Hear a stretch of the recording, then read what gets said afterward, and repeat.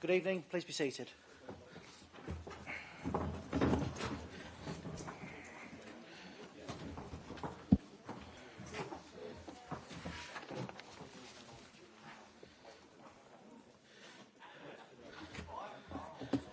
Members, good evening. I'd like to welcome everybody to the full council meeting of the 27th of July 2020. I'd like to remind members to please stand and face me when speaking, and I shall remind everyone that the meeting is being recorded and will be published on the council's website. Item 1. I've had apologies from Councillor Johnson, Councillor Salmons, Councillor Smith, Councillor Worrell and Councillor Massey. Are there any other apologies for absence? Leader of the Council. Thank you, Mr Mayor. Apologies for the voice. Councillor Spillman won't be in attendance and Councillor Churchman is running late due to a flat tyre. Thank you very much, Leader. I move that the minutes of the meeting held on 29th of June 2020 be approved as a correct record. Is that seconded, please? Seconded, Mr Mayor. Thank you, Leader. The minutes are approved. Councillor Pearce. I just want to say something about the petition I put in last month. It's got Love Lane, South Ockenden, and it should be Love Lane, Aveley, South Ockenden. I just wanted to... And Councillor Pearce, I'm sure we can get that corrected. Thank you. Item 3, items of urgent business. I have not agreed to the consideration of any urgent items. Item 4, declarations of interest. Can I please have any declarations of interest?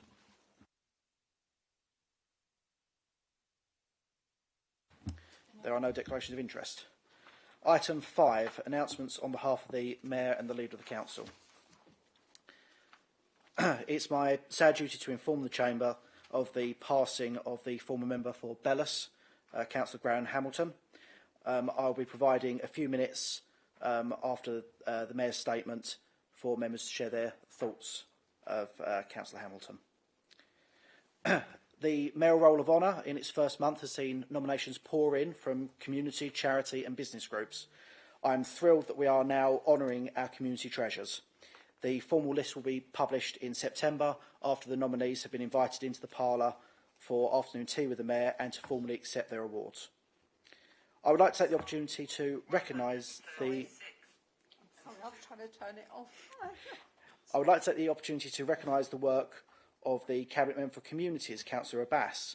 He has ensured that over the last 6 weeks, the Mayoralty has been present for events with the Hindu, Muslim, Bosnian, Pakistani and Nepalese communities. If diversity is the spice of life, then Thurrock is certainly blessed indeed. And following a meeting with community health champions, I would like to take the opportunity to remind elected members of some of the areas that are still seeing stubbornly low COVID vaccination rates, but areas in which the community vaccination bus is happy to travel, namely Tilbury, Grays, West Thurrock, South Chafford and East Tilbury. Over the last 63 days in which I've been Mayor, I've attended 58 mayoral events, so I am now in a position where I am happy to say I am going directly after Councillor Gupta's record of 374. So if anyone knows of the opening of a jam jar or envelope, the Mayor is happy to be there. Can't help but feel that joke would have been funnier with a fuller chamber. Before we now move on to statements from the Leader of the Council, I'd like to invite any member who would like to say a few words about former Councillor Hamilton. Leader of the Council. Excuse me, thank you, Mr Mayor. I know there would have been other members here this evening that would have known Graham a lot better than I did. Graham was actually quite an interesting man, if you took the time to speak to him. Outside of politics, he had some wide-ranging views, which were really good. We had some very similar interests, Second World War airplanes being one of them. But I always used to find it very ironic. We would sit in the White Hart just down the road here, occasionally on a Friday. 2 or 3 of us would all meet up, he'd be there. We'd sit, have a chat, politically neutral, never spoke about politics, or rarely did. But I always took a slight amusement in the fact that both of us would be sitting there, both of us leavers, him more so, and both of us drinking Belgian beers. And he would not drink anything other than the one brand, which was always I found amusing, as did he. But he will be lost, he will be missed, and a loss to us all. Whilst he hasn't been in the chamber for quite some time, he still remained active in the community, which is always good to see. Good whilst he was good before, good during, and good after his term of office. It is a shame that he's passed, and hopefully we will find someone of a similar ilk back in the chamber in the not too distant future. Thank you, Mr. Mayor. The council, Councillor Snell. Thank you, Mr. Mayor. Very much along the lines of the leader of the council, is that Graham was a lovely guy. I remember when I first met him, he turned up out of the blue on a canvassing session one day, didn't know who he was. He just tagged along, and we went and did some leafleting, and he was an engaging, friendly chap, and very trusting. It was a very hot day, and he decided to take his jacket off and hang it up on a tree, which I thought round Ockenham was a bit of a risky business. But an hour later, we went back round, and there it still was. And that was kind of the measure of the guy. He was a very trusting, very kindly individual, and he was very assiduous with his council work. He always turned up to all the meetings. He was usually the first one there. He was always hanging around at the end. You know, he was keen to get involved. Interesting guy. I mean, sometimes when you spoke to him, he wasn't the most fluent of speakers, and you was sometimes wondering where the hell he's going with what he was about to say. But if you give him time, he got there in the end, and it was always worth listening to. He was a lovely, lovely man. I'll certainly miss him. I know other members that knew him well miss him also. Thank you. Thank you, Councillor Snell. Would any other member wish to speak? Councillor Allen. Thank you, Mr. Mayor. I'll just echo what the other councillors have said. Graham was quite a gentleman, and I'm just going to say a few words. Graham, if you're watching over us tonight, rest in perfect peace. Thank you, Councillor Allen. Any other speakers? Thank you very much. I will flick slightly backwards in my script now. I apologise to the Reverend Cockcroft for missing her in my speech. If you'd like to please lead us in prayer before I come on to the Leader of the Council's announcements. Thank you, Mr. Mayor. And as a focus for our prayers, I wonder whether you saw the recent TV programme, The Real Mo Farah. In the documentary, Sir Mo movingly revealed the shocking truth about his childhood, that he'd been trafficked to the UK from Somaliland, and he was forced into unpaid servitude with no life, and in fact it was some years before he was even allowed out to go to school. When he was finally in school, he confided his true identity to a sympathetic PE teacher, Alan Watkinson, and the school contacted social care. And social care arranged for him to move out and live with a family that took care of him so that he had a life as a child. And you know, that struck me, because often when we hear about social care, or in those days, social services, it's bad news. Something's gone wrong. But here, that intervention, which was a bit overshadowed in the enormity of the story of Mo's life, is worth noting and celebrating, that restoration to life in fullness. And that reminded me of something Jesus said: I have come to bring life, life in all its fullness. So, when as councillors and council officers you wrestle with funding social care or designing or implementing services which can help to bring fullness of life into the community, be aware of God's pleasure and encouragement. And so I invite, if you'd like to pray. Lord God, who desires life in all its fullness for each of your children, bless the work of this authority as it seeks to protect the vulnerable and build the life of our community. Amen. Thank you very much, Reverend. You are more than welcome to stay for the rest of the meeting, but I know you are standing in for Reverend Barlow, so if you have other commitments, please feel free to leave us. Item 5, we shall continue with announcements by the Leader of the Council. Thank you, Mr. Mayor. As again, I apologise for my voice, but when you've got a half-empty chamber, perhaps it will go a little bit further. I'd like to reiterate my thanks to the many council officers that kept going, doing physical, difficult jobs that during last week's exceptionally hot weather. For the 2 days where it was the hottest on record, indeed 1 over 40 degrees centigrade. They carried on as long as they possibly could, safely. I'd also mention, actually, it's not just our crews, it's our street sweepers, it's our caregivers. There are a number of people that don't work in air-conditioned offices or from home. They do actually work out on the streets. I'd like to express my thanks to all of them. But also, just spare a thought for our waste vehicles. They also don't tolerate 40-degree heat, so they were much slower going round. I'd also like to thank our residents for understanding during this period and appreciation that we have a duty of care to our staff who carry out the gruelling work, which means that the streets are clean, their bins are emptied mostly on the right day. It just simply wasn't safe for them to carry on and do the rounds. So inevitably, we did see waste collections being missed. Excuse me, but I saw our teams putting in tremendous effort over the remaining days of the week, to put in some extra work to try and try and catch up. But with with the predicted heat wave coming in the following week, I would ask residents to bear with us. Check both the council social media page or our website for details of missed collections and what to do if your bin is missed or is about to be missed. And do stay safe in the heat and check on your more vulnerable neighbours, family, relatives or friends. Come on to a little part of that in a second, actually. Last week, as part of Anti-Social Behaviour Week, you would have thought I'd learnt to say it by now, I joined members of the Housing Anti-Social Behaviour team and the Environmental Enforcement officers as they patrolled known hotspots in the borough and had a chance to see the teams in action again and speak with residents about the ways in which they welcome and appreciate the patrols and the work that's going on in Thurrock to help bring down this antisocial behaviour and indeed other behaviours which really a minority make the worse for the majority.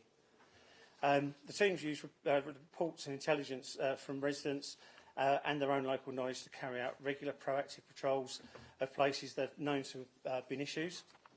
Excuse me. It was a great chance to gather even more intelligence to direct further operations in the future, but also to carry out safety checks on some of the high-rise buildings and also check the welfare of some new street sleepers who have been out in the hot weather. One particular gentleman in his van for the whole of the hot weather, and had it not been for one of our environmental enforcement officers just doing a welfare check, something that's not part of his remit, he had enough water and food to get through the day, plus the help of local church and indeed charities and residents. And I'm glad to report that they've now been found other accommodation elsewhere.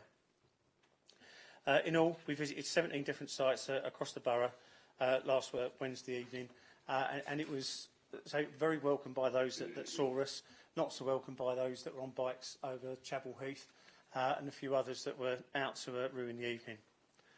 I will be covering PSPO work later in the agenda, well, possibly. There is one question which it relates to now. But I would always ask residents, and that's all residents, to report any antisocial behaviour, especially the bike riding, which I'll come on to later, to the police through 101 or online. It's very easy, and you probably spend just as much time taking social media as you would do filling in the report online. So please, the more information, the easier it is for us to do our jobs.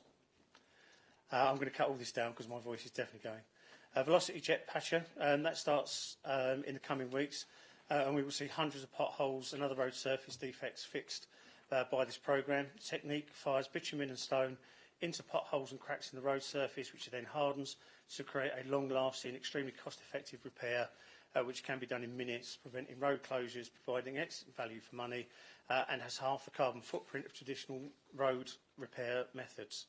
The team was here last year. They completed over 1,900 repairs over the course of 2 months, and we're hoping to do similar in the summer.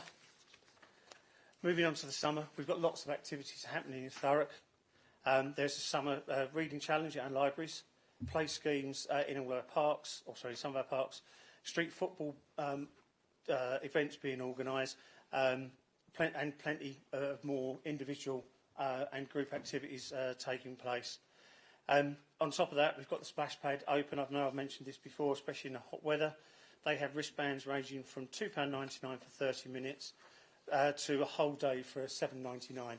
Excellent value. I also know that the good people at the Lightship Cafe down there do also organise special events where you can buy a wristband and get a hot dog or something to eat for a fixed price, which is absolutely fantastic. But for kids and indeed adults, there are over a dozen country parks to get out and enjoy it, and more than 60 green open spaces to walk through and relax. Many of them are shaded by the large amount of trees that we still have, so we're going to be great during the coming heat wave. There's also opportunities to walk further and outside the borough, now thanks to the official opening of the Thurrock, Southend and Essex stretch of the UK Coastal Pathway. Unfortunately, I've got to make that event. I believe you may have done, Mr Mayor. Absolutely great. You'll be able to walk all the way around the UK coastline. Sometimes you have to cut in because of infrastructure, but can't wait to start taking some of those trips myself. This one's not such upbeat news. As you'll know, the World Health Organisation has declared monkeypox to be a global health emergency and is on the same status as coronavirus and polio. Regrettably, Thurrock has recorded its first case of the virus, but it's important that we keep this in perspective. It's transmitted through close physical contact, either skin-on-skin contact or indirect through sharing bedding, towels and so on, and indeed coughs and sneezes should you be very close to the infected person. The first symptoms are fever, headaches, muscle aches, chills and exhaustion or swollen glands. These are then followed by a rash which forms into blisters. These symptoms usually clear up in a couple of weeks, but at the time that anyone has any of the symptoms, they could well be infectious. If you or someone you have recently come into contact with has any of these symptoms, then it's best advice is to call NHS 111 as quickly as possible and avoid close physical contact with others until you've had medical advice. And closing, clean it, cut it, fill it. We've managed to fill 749 potholes, cleared 582 fly tips, 630 tonnes of waste from our streets, issued 879 fixed penalty notices and managed not to fill about 18 seats this evening. Thank you, Mr Mayor. Thank you very much, Leader of the Council. Item 6, questions from members of the public. No questions have been received for this evening's meeting. Item 7, petitions from members of the public and councillors. In accordance with the Council Petition Scheme, no petitions have been received. Item 8, update report in respect to petitions presented at the Council and Council offices, can be found on pages 45 and 46 of the agenda, and is for information on the status of petitions handed in. Item 9, appointments to committees, outside bodies, statutory and other panels. Leader of the Council, would you like to make any changes to committees? Thank you, Mr Mayor. Unfortunately, I never managed to get to speak to one person to move everybody on, but Councillor Duffin would like to come off of the Essex Pension Fund. I need to find the replacement, so if you can mark that for now. Next meeting's not until after the next meeting. I'd like to replace you with Councillor Carter on planning, and Councillor Carter on standards and audit with Councillor Mays, please, Mr Mayor. That's the changes.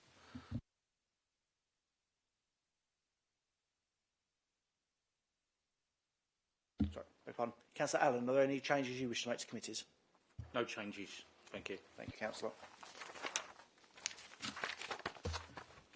Item 10, report Licensing Act 2003, Statement of Licensing Policy.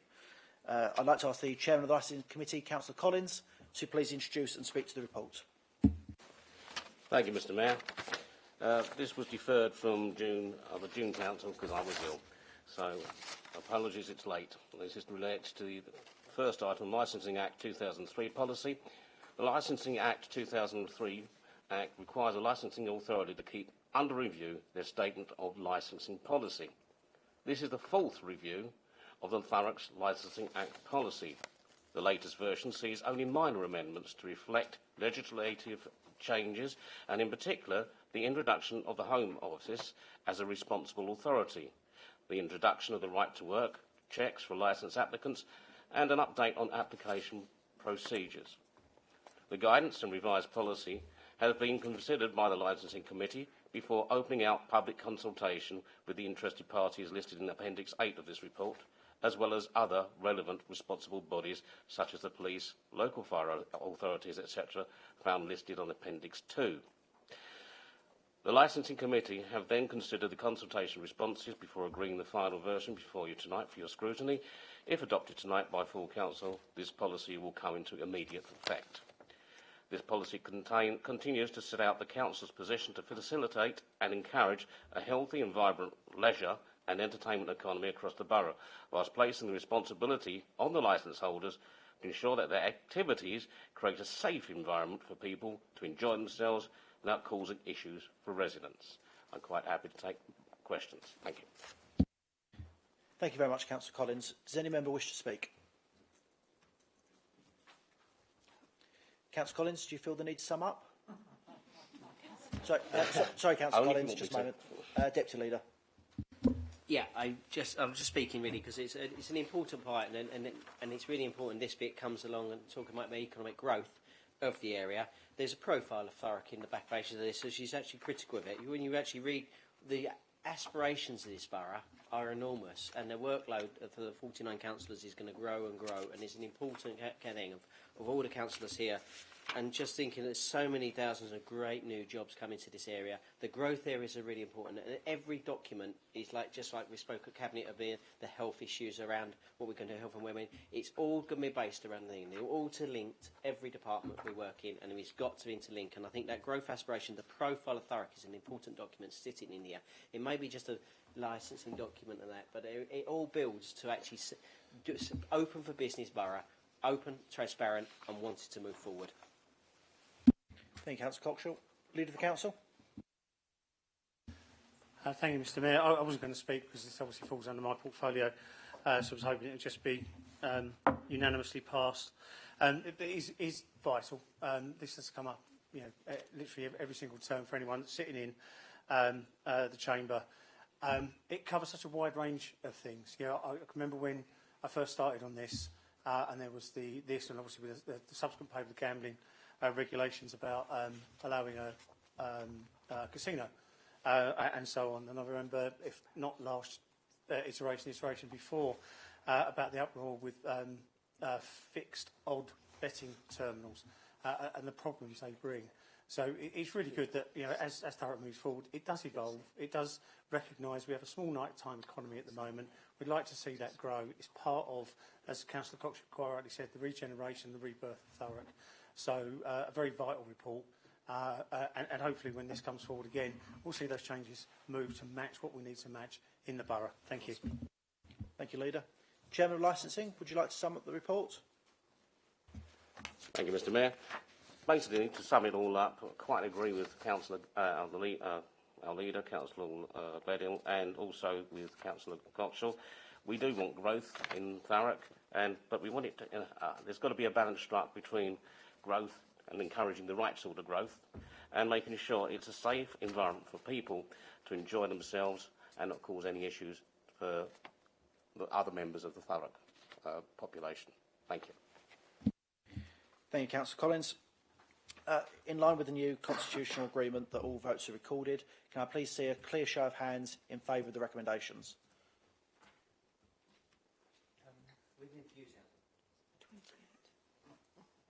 Can I see a clear show of hands? Any members against? Clear show of hands. Any members abstaining? Thank you very much. Item 11, Gambling Act Statement of Principles. Would the Chairman of Licensing please introduce the report found on pages 101 to 164? Councillor Collins. Thank you, Mr Mayor. Once again, this is another deferred item from June, as I was ill, so sorry it's late. This relates to the Gambling Act 2003 Statement of Principles. The Gambling Act 2005 requires a licensing authority to keep under review their Statement of Licensing Policy. This is the fourth review of the policy, and the new version sees only minor amendments to the previous version. The amendments made were to reflect the legislative changes, particularly the changes into the fixed odds betting terminals, or FOTBs, and introduce the inclusion of local area profile assessments. The guidance and the revised policy have been considered by the Licensing Committee, along with public consultation with the interested parties listed in Annex F of this report. The Licensing Committee has then considered the consultation responses before agreeing this final version of the revised Statement of Principles, which you find before you tonight. If agreed by full Council tonight, this policy will come into immediate effect. This policy continues to set out the Council's position to permit gambling activity across the borough where the licence holder can demonstrate that they meet the licensing objectives, as well as including the profile of the local area in relation to their activities and the potential harm they may or could cause. I'm ready to take questions. Thank you. Thank you very much, Councillor Collins. Does any member wish to speak on this item? No. Councillor Collins, would you like to sum up? Thank you, Mr. Mayor. To sum up, we're after it. We're not against gambling. We're just making sure that it's performed in a safe and wholesome way, if you can. We just want to protect those people who could be victims of unregulated gambling. This is for growth, not for exploitation. Thank you. Thank you very much, Councillor Collins. Can I please see a clear show of hands for all members in favour of the recommendations?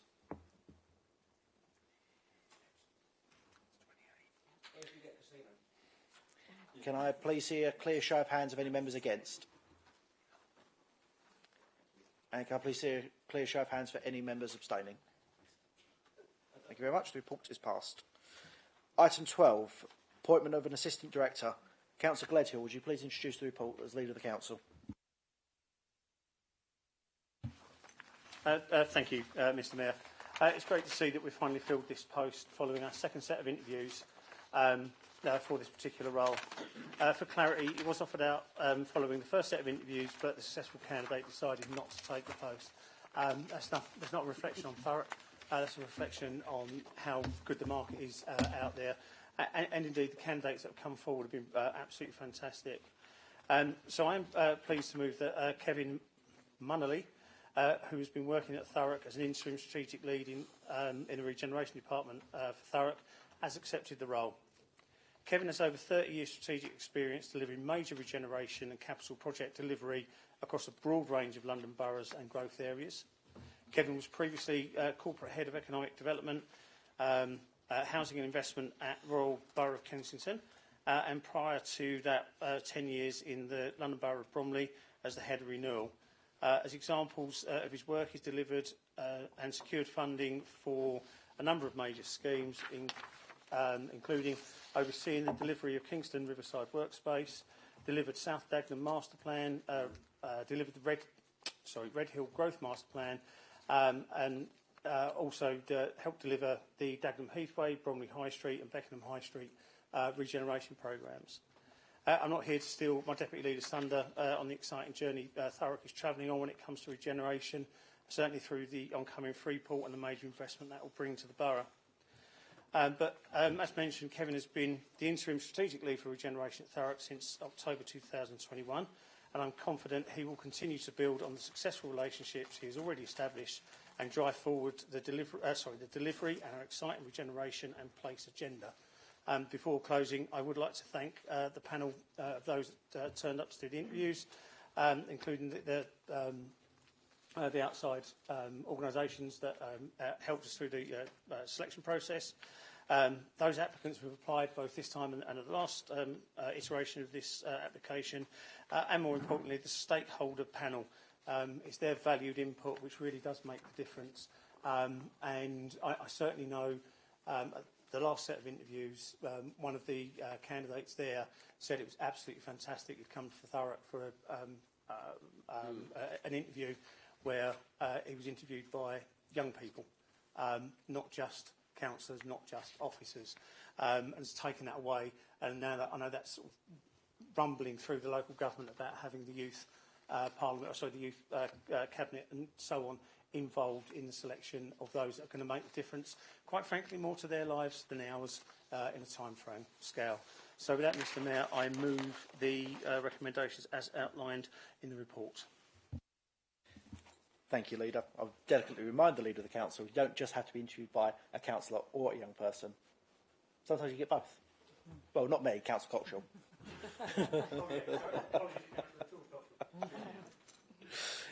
Would anyone else like to speak on this item? Deputy Leader? Yes, I was on the interview panel, but I was very pleased to actually been working with Kevin for some time now in Tilbury, and I think is an excellent choice for actually moving forward. Understands the area and is able to deliver. I think over many years now, I've had councillors across here and people outside. When are we going to start delivering these ambitious proposals? And I think Kevin is one of the people that can see this during the anniversary. He's got a history of delivery and not just bringing their master plans off the ground and that. And you can see that action where he's been in the lead in Tilbury, and that's been a month early. That's come and he's now into government, and that's unheard of to actually deliver something into government before they actually needed to, before we break for summer. I think that's great news, and I'm only concerned, and my plea is now, because the strategic lead is backfilled quickly to the chief executive sitting there to make sure we get someone just as good to backfill that position, so we can actually get a full regeneration team and actually deliver now and for going forward will be fantastic. The ambitions of Thurrock are not just this borough, but we've just got to make sure that we're going to be the powerhouse across the borough and across the South Sussex, and people across the country will be looking at this area as we move forward with a Freeport, the other growth zones that you've just read in the licensing. If I told you to read that page, there's just thousands of job opportunities here, and we need our boroughs to step up now to see that, but we need to get our delivery up happening, and we're moving forward at a very fast pace in the next couple of years. Thank you very much, Deputy Leader. Would any other member wish to speak? No? Okay, can I please see a clear show of hands for all in favour of the recommendations?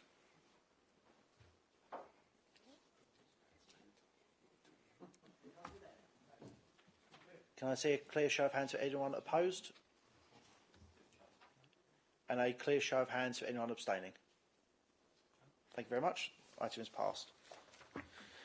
Item 13, questions from members. Under the new constitutional rules, additional time has been granted, up to 45 minutes, to ensure all questions can be answered.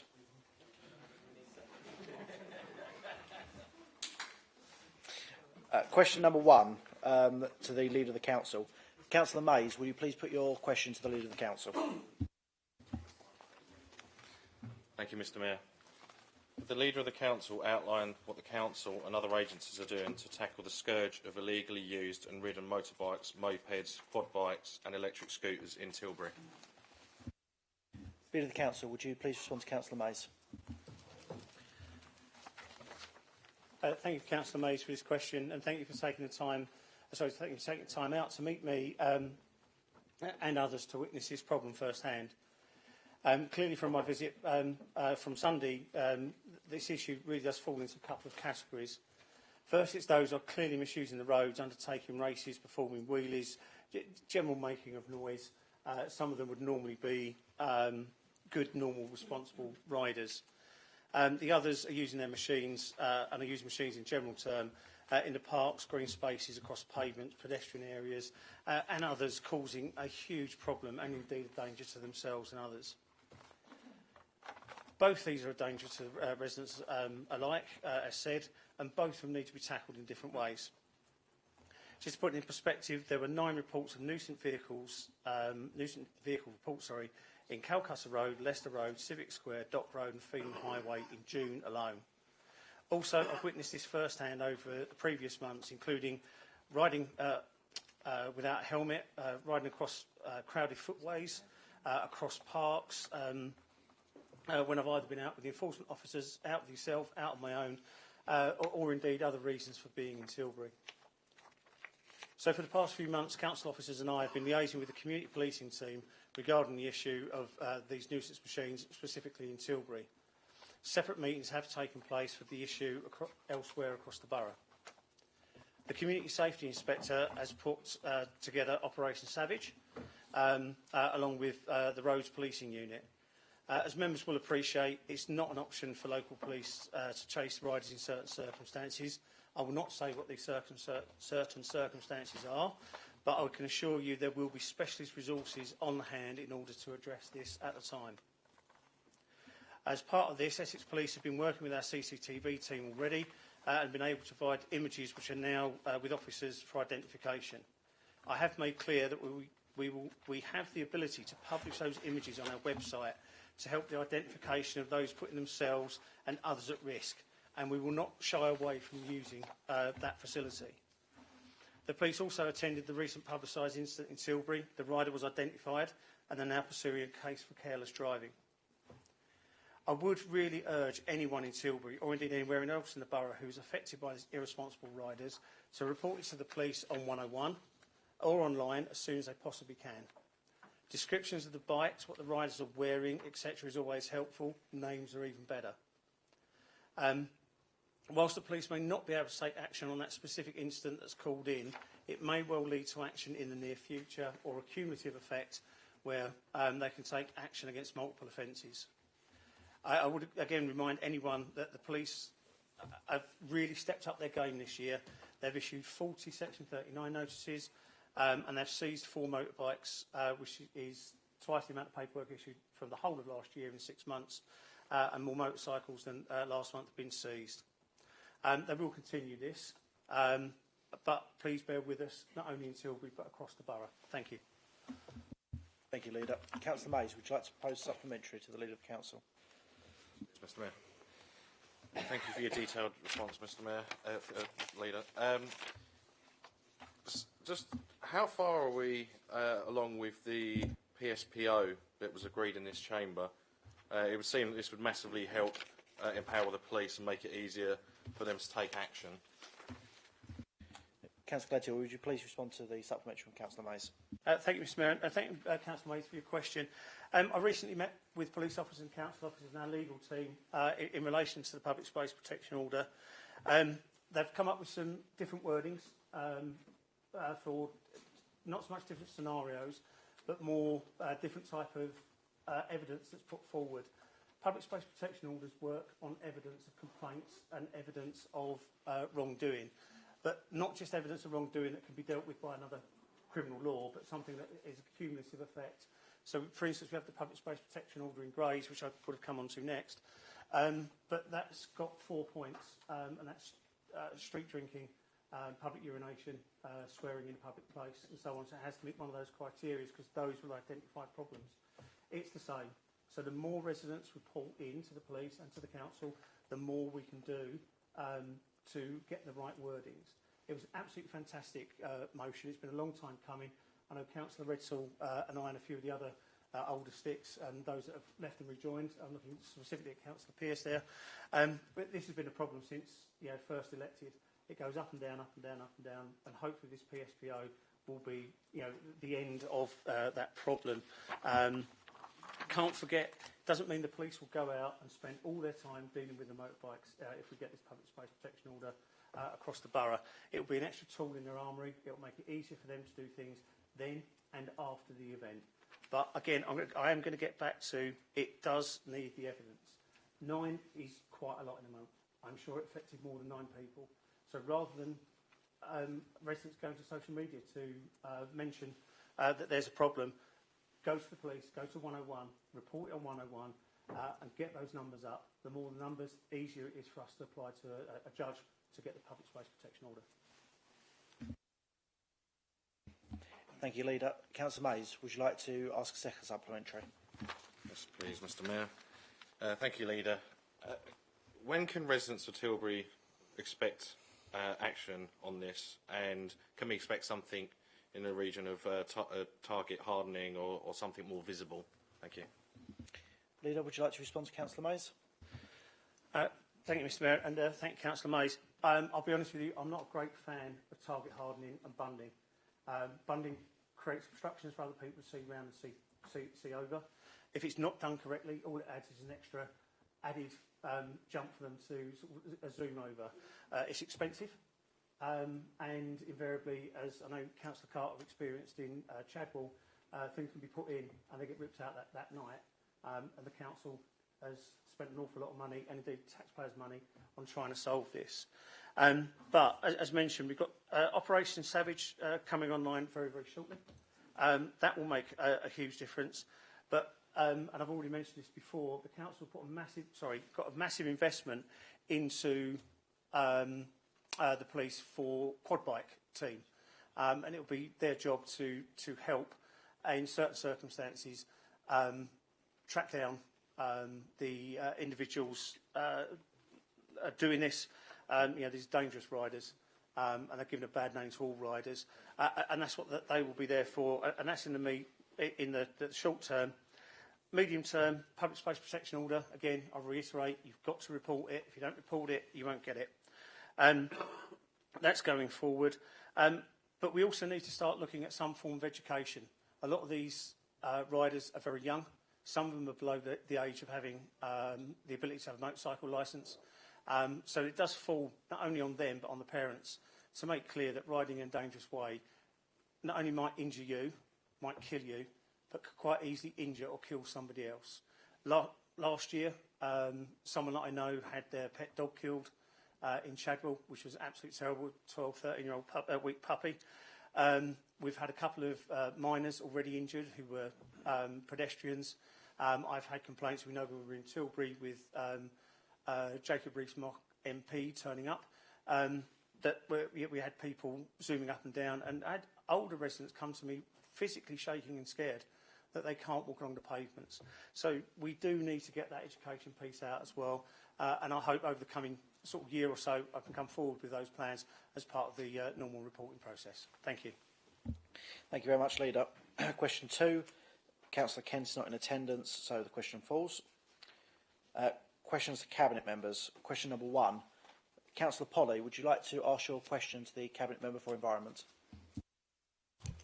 Thank you, Mr Mayor. Can the portfolio holder give me an update on when the new resident waste collection services will be introduced? Thank you.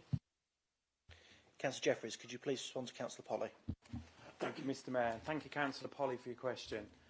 It was planned that from September this year we would be able to implement a new system of waste collection, which would include a separate collection for food waste. However, for 2 reasons, it's been decided to suspend the implementation for a year.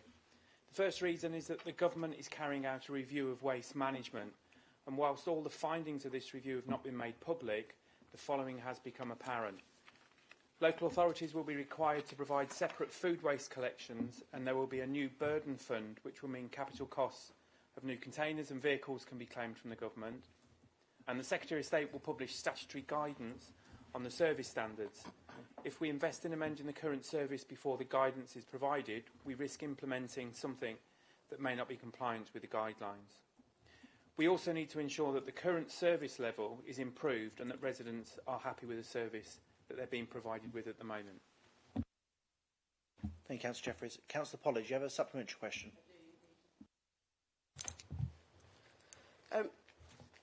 Thank you very much for that response, Councillor Jeffreys. My supplementary is, does this mean that the issues faced by residents with non-collection of waste will continue? Councillor Jeffreys, could you respond to Councillor Polly, please? Thank you. Thank you, Mr Mayor. Thank you, Councillor Polly.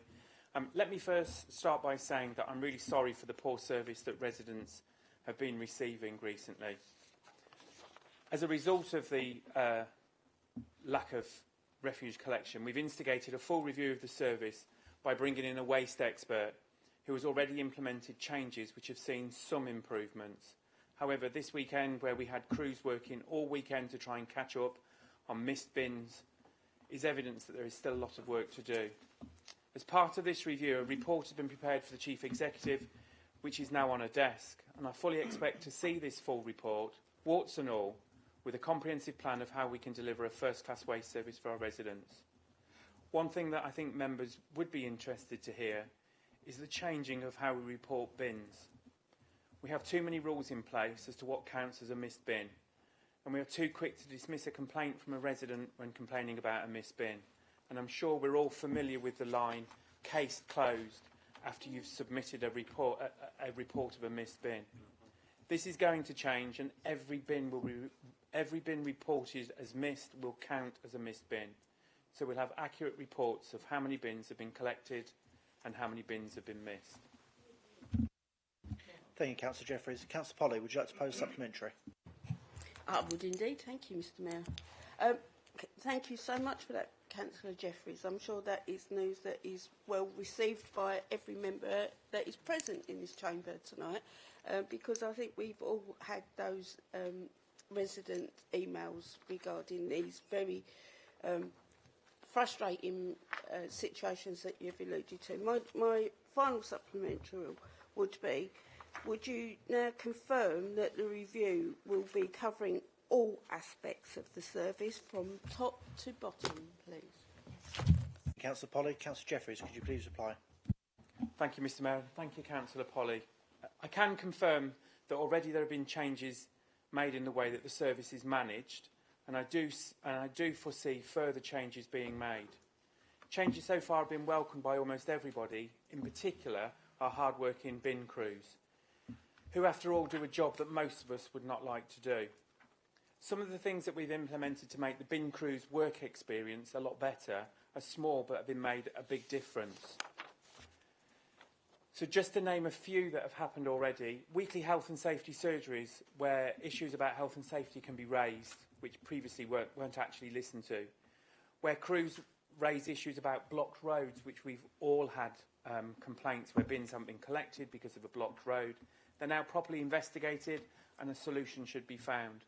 We've introduced summer uniforms to help them with the heat, and we've also agreed that there should be a 5 a.m. start, which I'm pleased to say that the bin crews asked for that, and we were pleased to say that they could do it.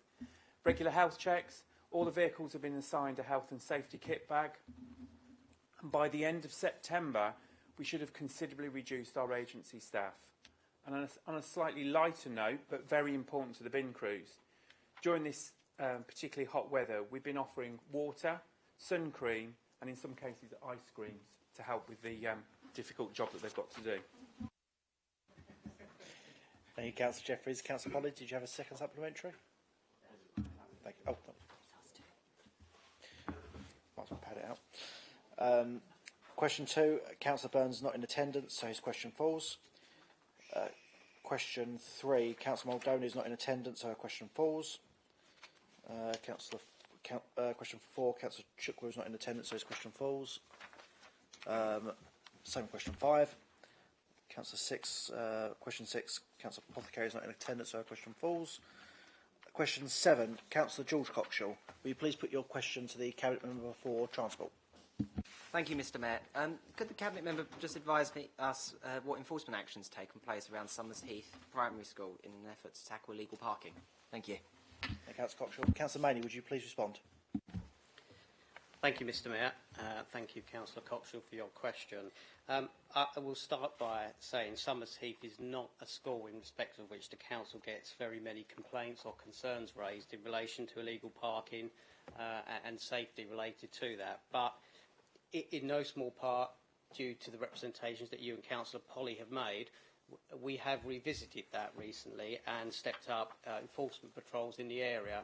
Again, that hasn't identified that there is a particular problem with illegal parking or safety, but I can advise that to date 4 penalty charge notices have been issued for illegal parking.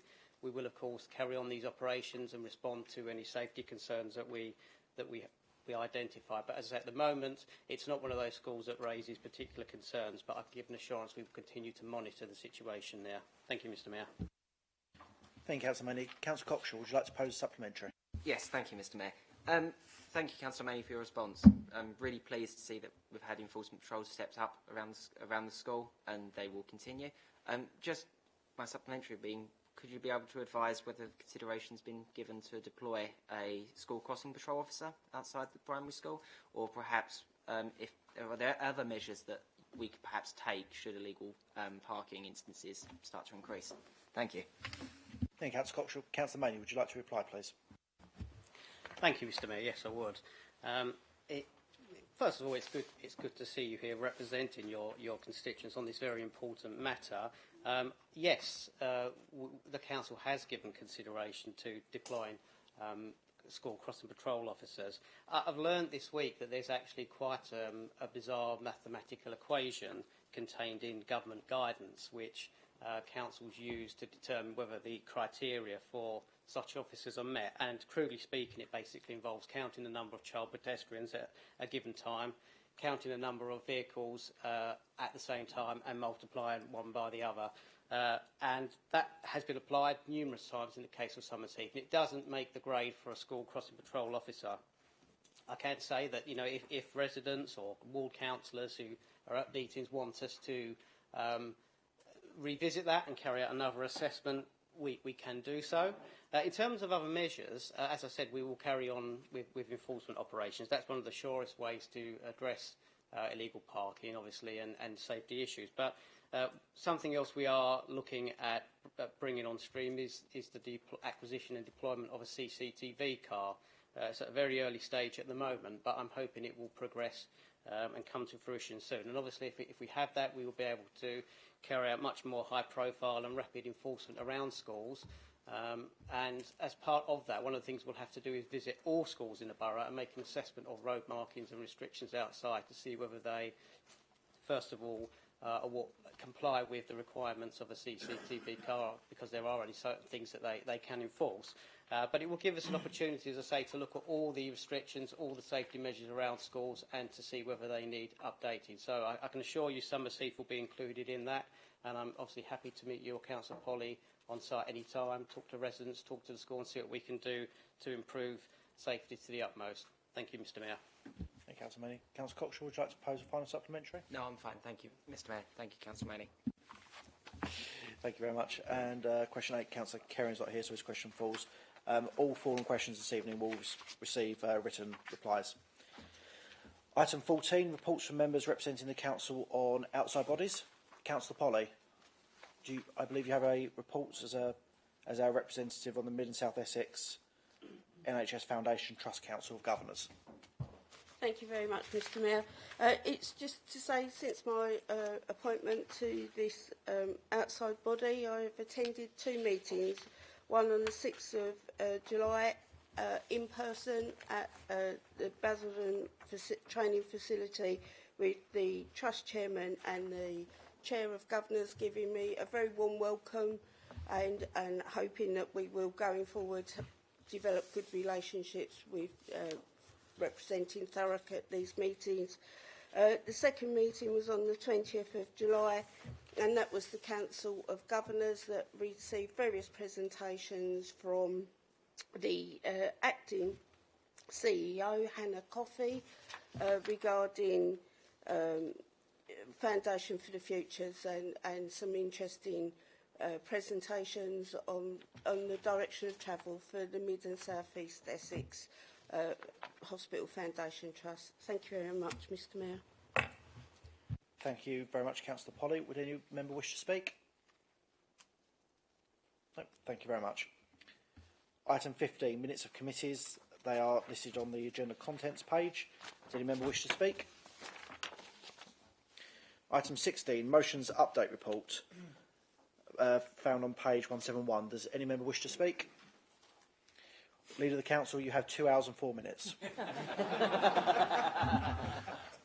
Unaccustomed to public speaking as I am, the Leader of the Opposition, who normally sits over there, raised last month about the letter that had gone to the former Chancellor of the Exchequer in relation to the motion, aptly amended by Councillor Cockshaw Senior, in relation to the help and assistance with the cost of living crisis as we have, especially with the fuel issues. I have got that letter. It is on my desk. Our political assistant has done 5 iterations for me so far. I'm finally happy with it, and I will be sending that out later this week. Somehow I feel I'll probably be sending a second reminder in a few months after maybe a new leadership election has been dealt with and perhaps a new cabinet. Should that happen, I will obviously resend it without need to refer it back to full council. Thank you. Thank you very much, Leader. Does any other member wish to speak on motions updates? Thank you. Item 17, motions, both motion 1 and 2 fall because neither Councillor Kent or Councillor Lydiard are in attendance. I was just talking that, Mr Mayor, I was actually going to second that. It's such a shame. I beg your pardon, Councillor Redsill. Thank you, Mr Mayor. Not sure if we've missed page 7 for the World War II fallen. Sorry, Councillor, we had. You are quite right. I'd like to take a brief moment to remember Thurrock's fallen from July 1942. Raymond Newell, Thomas Spencer, Bernard Thomas Bowden. Well, that concludes the... Councillor Gledhill.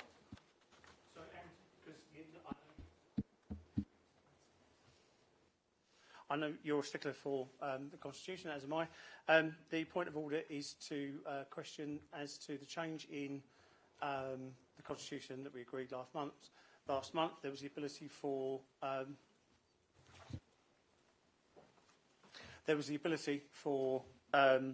motions that have been put forward to be continued in the absence of the elected member. Could the monitoring officer perhaps highlight if this would be applicable in this point, or whether I've misunderstood the new changes?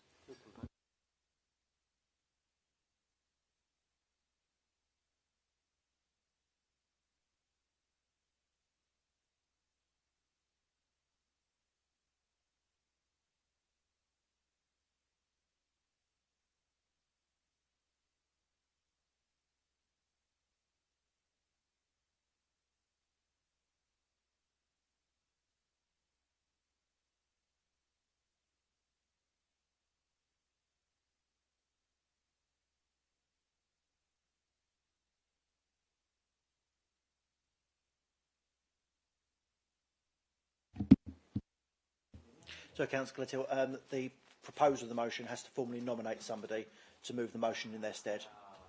In that case, Mr Mayor, and again, I may be mistaken as I'm picking up whispers behind me, and it's not my best side, that the motion could also be amended. Does that also require the proposer to be here, or can it be amended by those here on the night and then be accepted going through the normal process?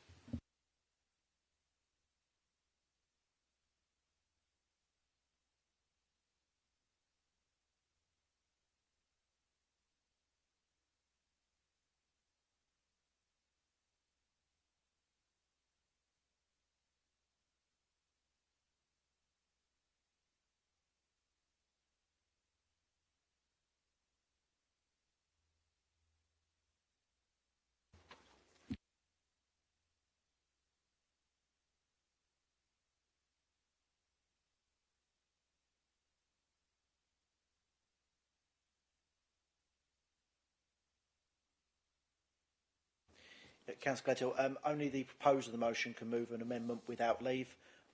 Any other amendment would have to be submitted by midday. Thank you, Mr Mayor. Apologies. Thank you, Mr Mayor. I was picking up from the background that we had the ability to change it on the night following last month's changes, but clearly a bit of misunderstanding on that part, which is a shame. But if nothing else, I've tried to occupy the extra hours that we have.